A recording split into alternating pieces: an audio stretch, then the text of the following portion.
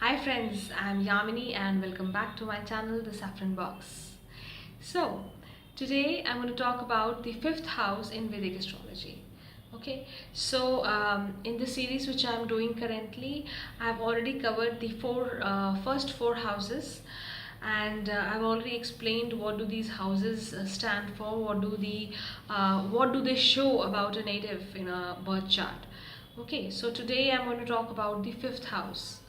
And in case you've missed out on any of the previous videos, including the videos on the ascendants, do go back and have a look. You can also subscribe, and once you tap the bell icon, you would be getting regular notifications as soon as I upload a video, right? So, and in case you like the videos, do share further with your friends and anyone who's interested in this subject, right? So yeah, so let's begin with the topic for today, that is the fifth house in Vedic astrology. Okay, so this house, first of all, what comes to my mind, when I talk about the fifth house, is this house is a house for Poorva Punya. Poorva Punya, or your past life deeds. So what have you been doing, in your past life? One gets an indication about it here.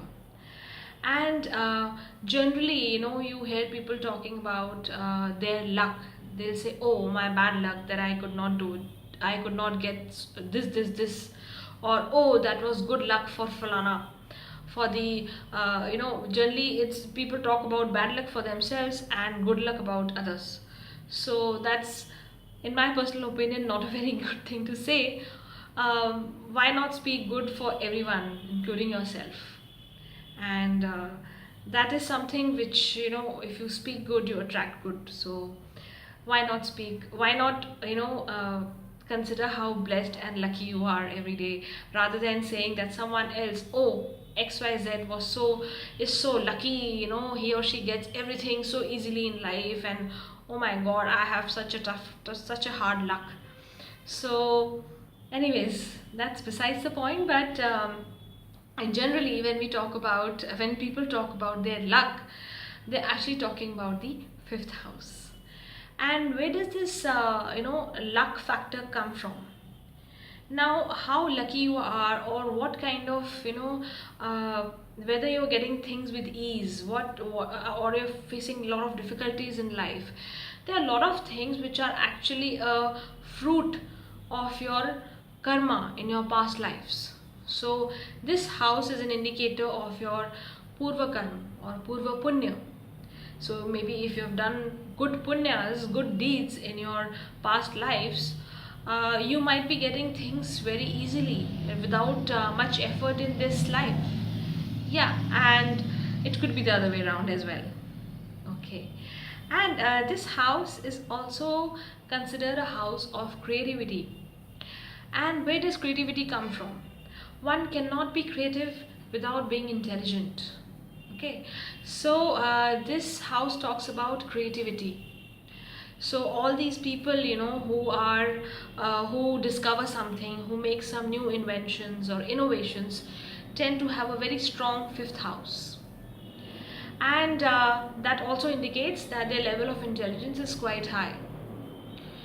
Now, when I talk about intelligence, this house also talks about one's education. So after the mandatory school education comes the education which one opts for. So during graduation, or during the senior classes in school, one makes a choice as to what one has to study.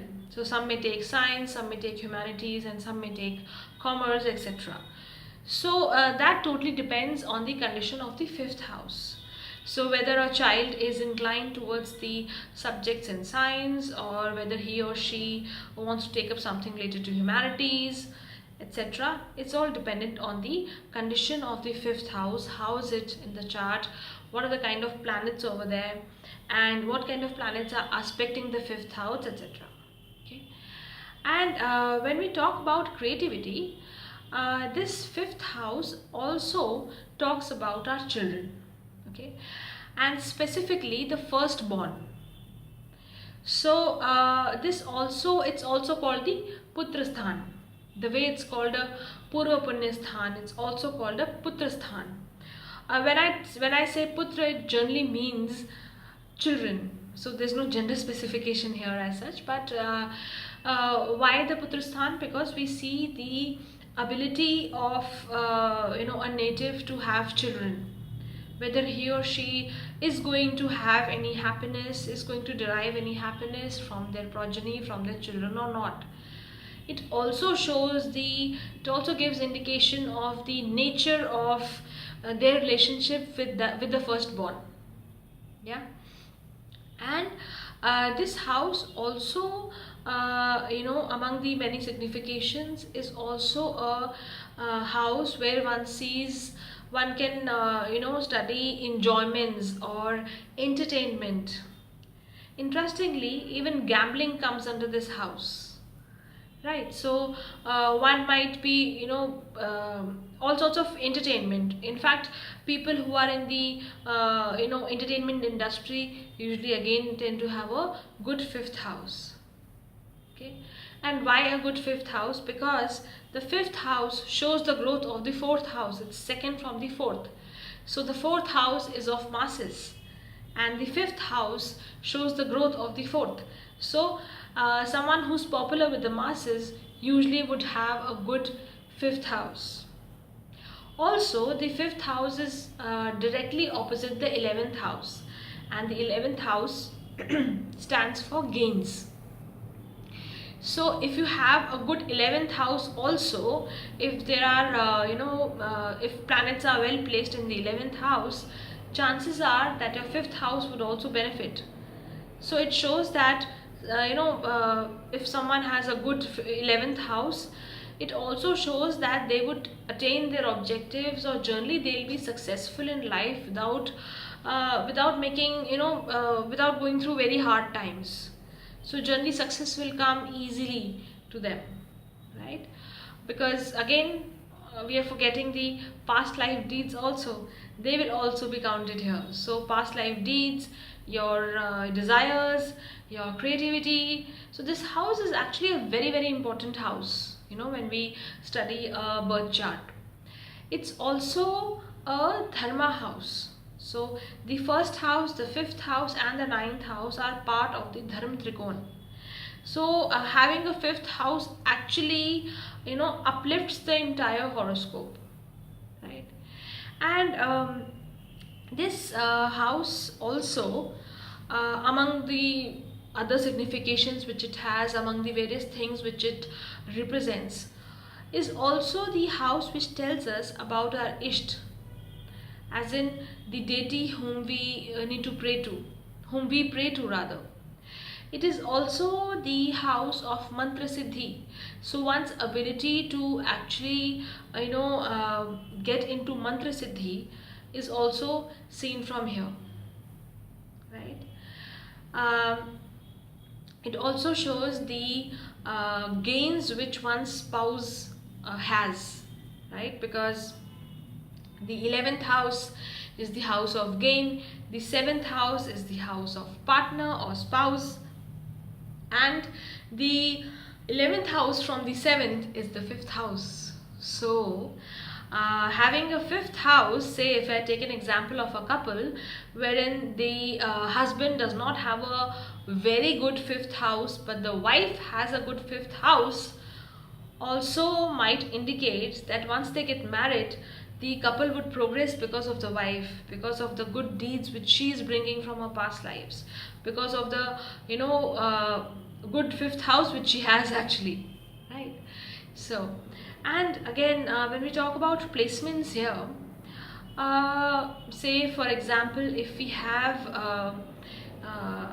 moon here, moon usually again is a very good indicator of the native being very intelligent. And I've seen that people having moon in the 5th house are actually very, very intelligent. So they are able to grasp any subject much faster and much better than a lot of other people in the same field.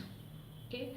Um Jupiter in this house again is very good, because Jupiter would aspect the ascendant, Jupiter would aspect the ninth house, and Jupiter in the Dharma trine would actually uplift the horoscope very well, right? So, of course, the planets posited in the fifth house, the planets aspecting the fifth house, and where does the most importantly, where does the fifth lord go? You know, where is the fifth lord finally posited in the horoscope? That matters a lot. And we'll study this in detail later on in my later videos. So, as of now, this is all about the fifth house. Thank you so much. Keep watching and do not forget to tap the bell icon and subscribe to the channel.